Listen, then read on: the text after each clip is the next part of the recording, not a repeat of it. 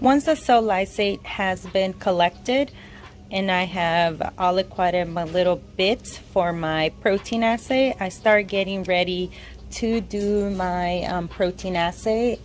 I'm using this Pierce BCA protein assay, and it comes with these two reagents that I'm going to mix together. And like everything else that you do, make sure that you have your protocol. For my particular assay, I use the 96 well microplate, and I load in triplicates, so my ladder in triplicates and my samples in triplicates. And so I have here the instructions for my microplate procedure that I use. So really straightforward. I use 10 microliters of my samples that I load into each well of my 96 well plate, and then of the mixture with the protein assay reagent A and B, I will load 200 microliters of that to my 10 microliters of sample, incubate for 30 minutes at 37, and then read at 562 nanometers.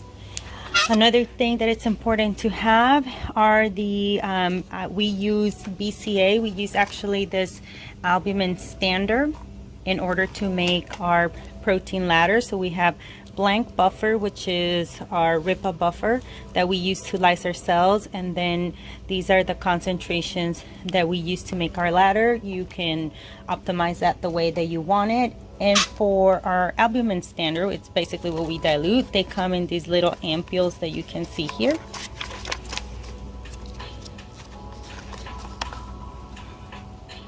And it brings 1 milliliter of 2 milligrams per mil of this bovine serum albumin. Okay, so I'm going to start loading my samples. I'm going to go ahead and get my reagents A and B ready. And this is, once again, we dilute this 1:50 into our reagent A.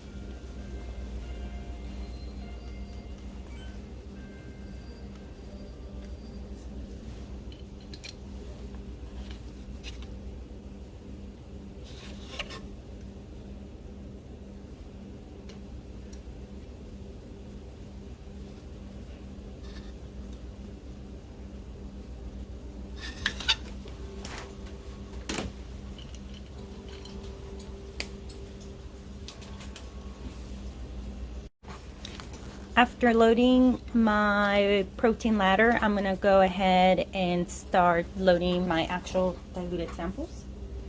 So starting with my sample 1, and same, 10 microliters of each. So pipette up and down, and then add your 10 microliters to each well.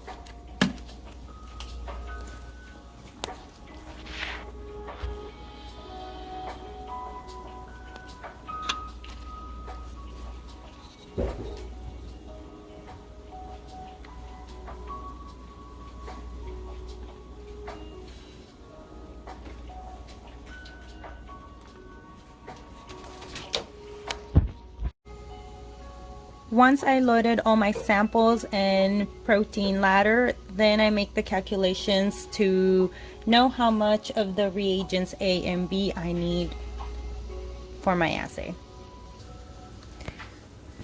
Here I'm showing the calculations I did for my BCA reagents A and B.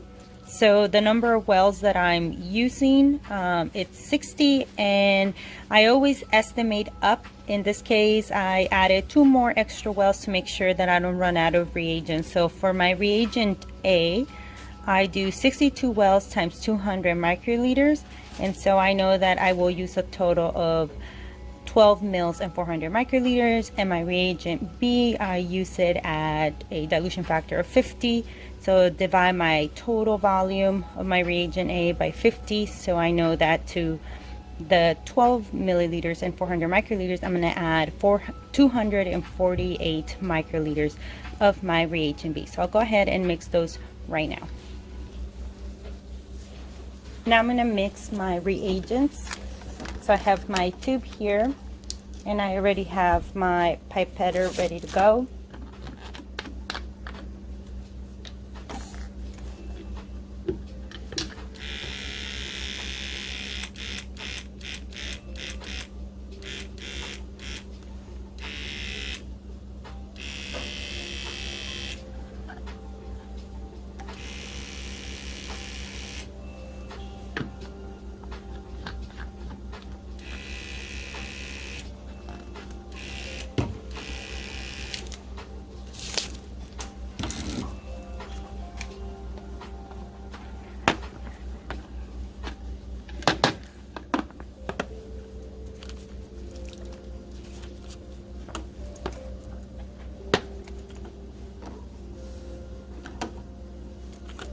I have my 248 microliters ready to go.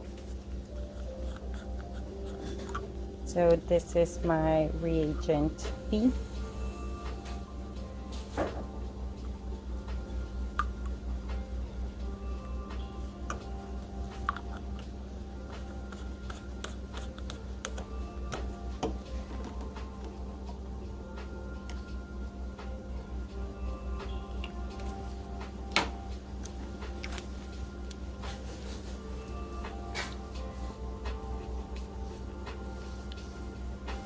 And when you dilute both, when you dilute the reagent B into the reagent A, you're going to note that it changes from a blue color to this light green.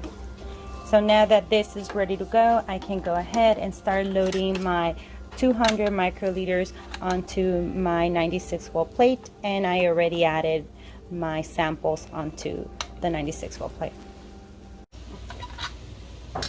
So now I'm going to go ahead and start loading my 200 microliters of my reagents A and B mixture onto my 96 well, as you can see here.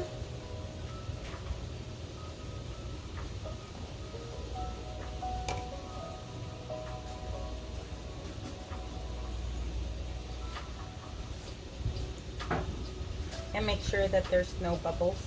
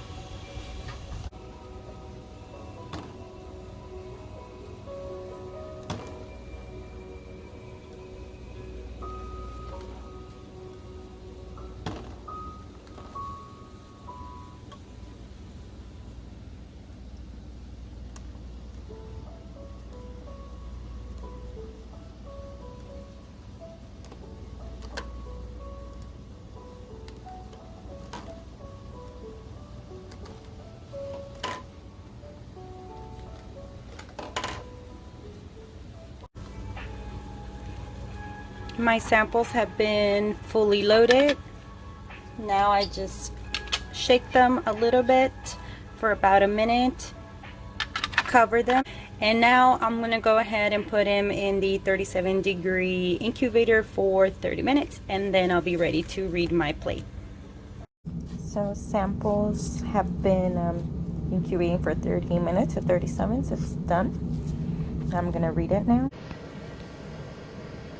Now that my samples have incubated for 30 minutes, I'm ready to read my 96-well plate. I'm using the Biotech Citation 5 imaging reader, and the orientation of the plate goes this way, where the letters A, B, C, all the way to H facing away from you. Once we're ready to read our plate, we're going to go onto our software, the Gen 5 3.10. Open that.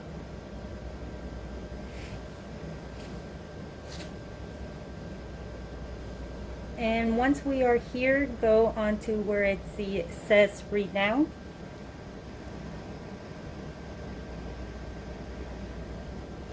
Click on read now. And you'll see this window pop out with all our different protocols that we have already written down. I've shown in a previous video how you can read nucleic acid. In our case, we're using this BCA 562 nanometer protocol, so that's the one that we are going to open.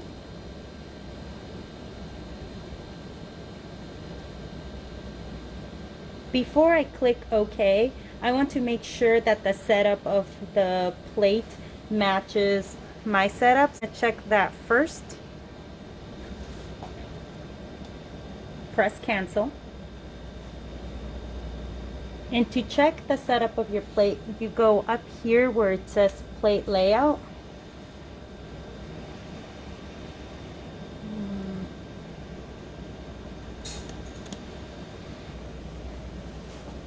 Click on plate layout and you'll get this window up here with the blank and the different concentrations of my protein ladder and the samples that I'll be running. So once everything's ready, I can go ahead, and if it matches my samples, then read your plate, or make sure you do the setup based on however is it that you set up and you loaded your samples onto the 96-well plate. So in my case, this works for me. I press OK, and once I come here to the home screen, go onto this green button where it says read a new plate. Click on it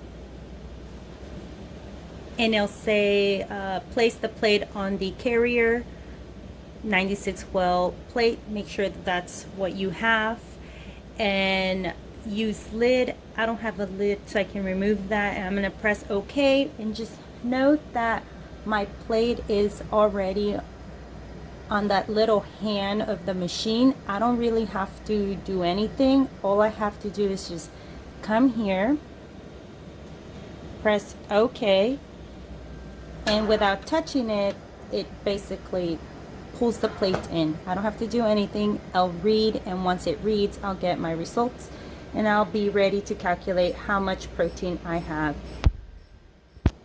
in my samples to run a Western blot. When the run is done, the machine's going to push back out the plate. So there it is. And then you have this window right here. Make sure that you put the name of your experiment and save it. I went ahead and named it sample run. I'm going to save it onto my folder. I have a folder ready to go, and just click on, once you labeled it, click where it says open, or in my case, I'm opening my folder and saving it in there. It's also going to ask if you want your values to be saved in Excel. Press yes. I like that it does this automatically for you, and so it will give you an Excel with your standard curve from your protein ladders, and it gives you the raw reads at 562, your blank, and your concentration. If you don't like this, what I like doing is I like coming onto my software that you see here, These are my readouts, and you can tell it to separate them. For example, if you label all your layouts, you click on layout and then click where it says Excel. And so what it does is that it will only show you this layout. Another thing I like doing is I like going onto concentration, click on concentration, and then click onto that Excel symbol. And so when you come to your Excel, what it does, I'll make this a little bit bigger for you to see. What it does is that instead of putting all the values together, it gives them to you separate. So here we have the well IDs, the layouts. Here in the bottom we have the concentration, and you can do that if you want your raw values that were read at 562 nanometers. Click on, once again, that Excel symbol, and when you check your Excel, you'll see them right here. So this is pretty nice. And now you go ahead and save it, and you're ready to analyze your data and calculate how much protein you have in your samples in order to load onto your SDS page. So let's go over the calculations of how I go ahead and prepare my samples, my cell lysates, in order to denature them. So in this case, I only have 2 samples. I'm working with mice retina cell lysates. On the first one, it's a retina that I resuspended in 50 microliters of RIPA buffer, and in my other sample I used 100 microliters. So I went ahead, did my dilution factors, I did my protein assay, I got my concentrations, my average, and this is actually microgram per microliter, not nanogram. So let me change that really quickly. And then I have my average. Since this is the same sample, I just did 3 different dilution factors. So I have my average. And so right now what I'm going to do is that I want to, for one of my samples, I'm going to prepare 50 micrograms. So that's the total amount of protein I want in my sample. And I want that sample to be in a total volume of 25 microliters, meaning that when I load into the SDS page, I am going to be loading 25 microliters. So the first thing that I do here is, I want equal, if you're doing this in Excel, 50 micrograms divided by your concentration. So in this case, my concentration is 2.9, that's the average. And so it gives me a total volume of 17 microliters. Ahead, in order to get the amount of volume of sample that I need to have a total protein of 50 micrograms for samples. So I do equal, I put 50 divided by, and then what my sample concentration is, which is 2.99, and so that gives me 17 microliters. Once I know the amount of cell lysate sample, in this case tissue lysate sample, then I want to make sure that I have a total amount of 25 microliters that I'm going to be loading. So to do that, remember that we're using also their sample. There's 4x Laemmli and RIPA. For this one, you use 1/4 of your sample. So what I do is, once again, equal 25 5 divided by 4. It gives me 6.5 microliters. So 25 divided by 4, 6.5 microliters.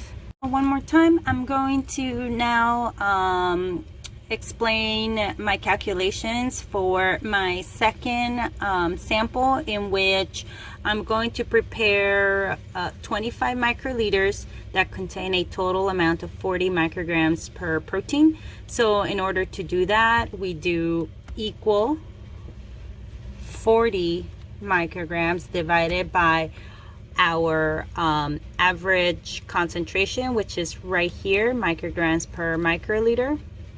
So that comes to 10 microliters of our lysate sample will have 40 micrograms. So to this, once again, we want 25 microliters. So what I like doing with Excel, and I'm using the 4x Laemmli. So to our sample, 1/4 should be 4x Laemmli.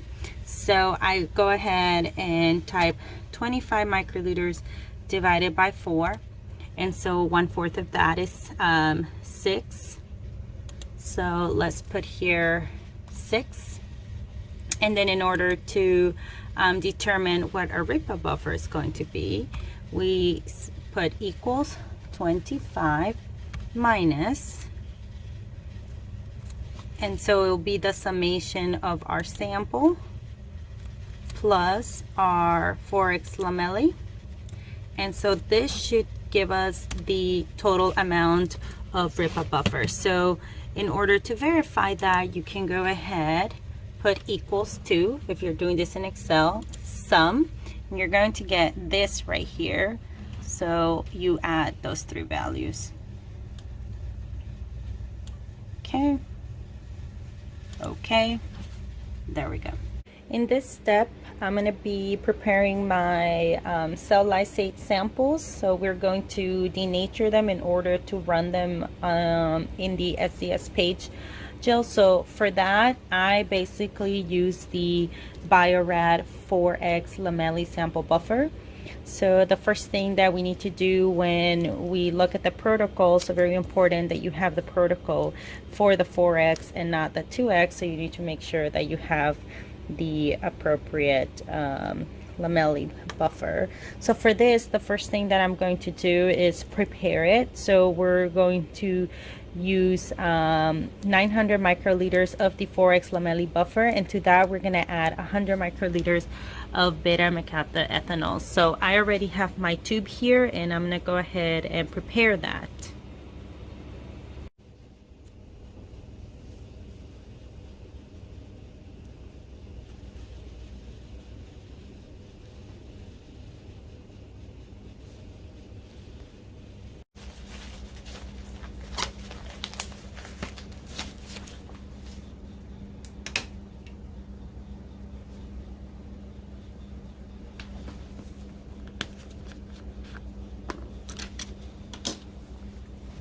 We have our 900.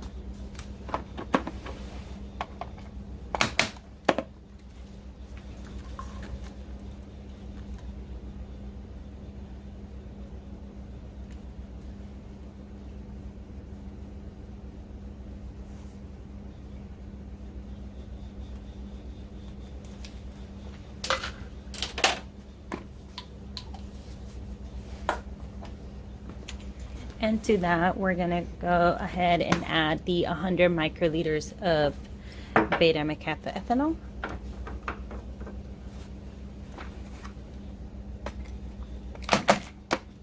So I already have my pipette ready.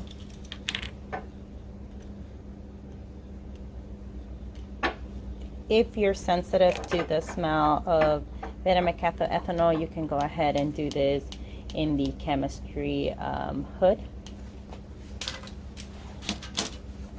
And that's it. Just invert it. And then we have our Laemmli ready to go that we're going to add to our samples. So after we've done our calculations, we're going to go ahead and prepare our cell lysates.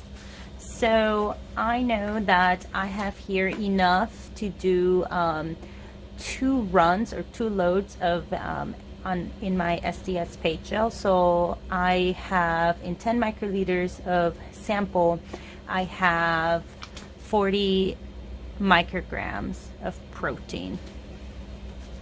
So to that, I'm going to add, since I'm doing 2 reactions here, 12.5 microliters of the Laemmli.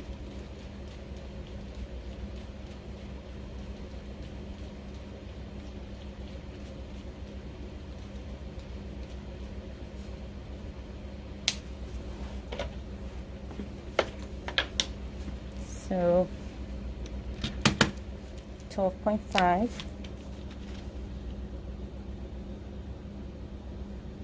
and that's going to go in here. And then to make sure that our total volume is 25 microliters per reaction, now we're going to fill the rest with our RIPA buffer, which is the same lysine buffer that you use to lyse your samples.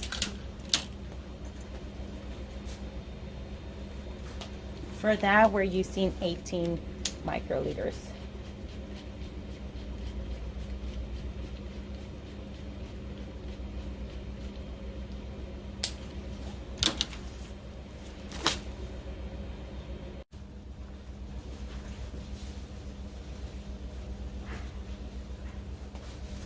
Okay, so here I'm going to prepare my second sample. And so I already did my calculations, which I showed you. And so all I have to do now is add my Vortex Laemmli that has the beta-mercaptoethanol and the RIPA buffer to bring it to the desired volume of 25 microliters per sample per well.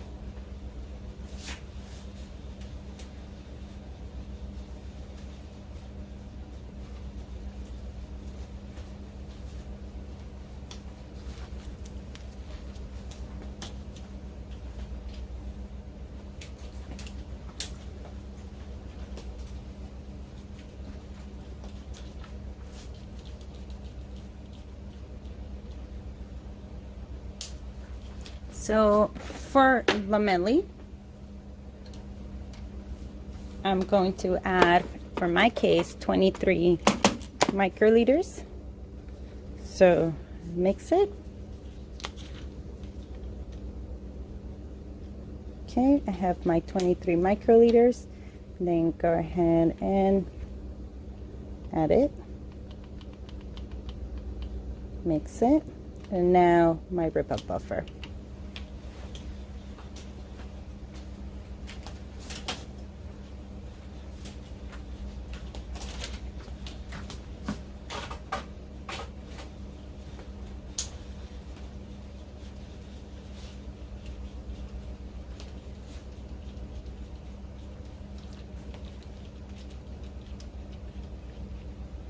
And for RIPA buffer, I'm only using 7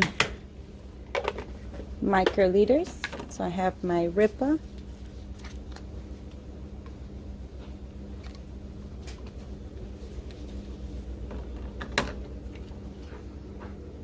Mix it.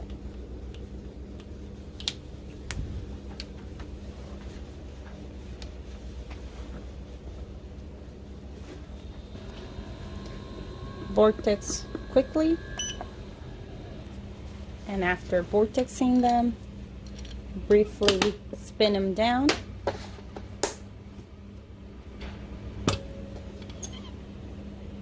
Now we can go ahead and denature our samples for 5 minutes.